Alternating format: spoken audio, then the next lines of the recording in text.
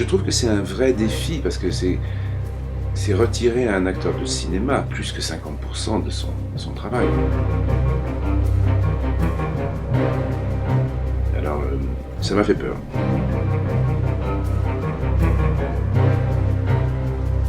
Il incarne un aveugle et il n'y a rien de plus difficile, je pense, que de représenter la cécité. Donc, il a effectué des cours, il a appris à marcher en ayant les yeux complètement bandés. Au bout de 10 minutes, c'est presque insupportable d'être dans le noir.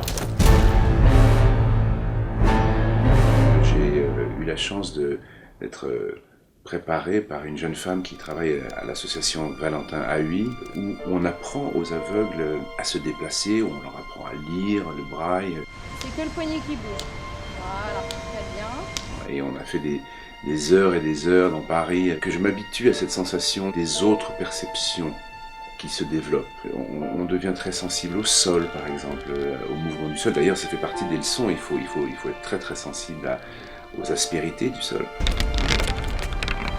Ah, qu'est-ce que c'est? Ouais, c'est une grande blague. C'était difficile pour moi à faire parce que je suis un acteur qui a plutôt tendance à vouloir faire des choses.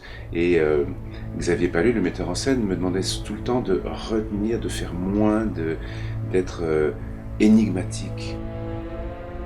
Gabriel Naruk. Commandant Philippe Lassage. Je connaissais la référence qu'il avait à l'esprit, c'est la référence de certains acteurs américains qui sont extrêmement comme ça, à la voix très très grave. Auriez-vous vu quelque chose de particulier quand vous étiez chez elle?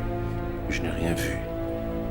C'était un peu déstabilisant pour Lambert au début, mais c'est ce qui donne vraiment la prestance au personnage et ce qui le rend vraiment impressionnant. J'ai tenté une carte et j'ai eu peur, qui était une carte de la réduction totale des faits.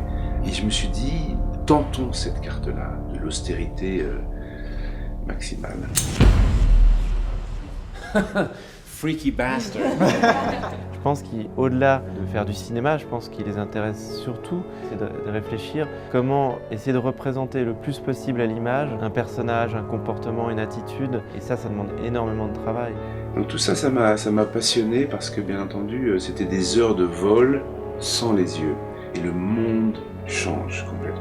Et j'ai trouvé ça incroyable. Et j'ai une sorte de compassion maintenant, de mouvement de sympathie vers les aveugles parce que j'ai un peu vécu un millionième de ce qu'ils vivent.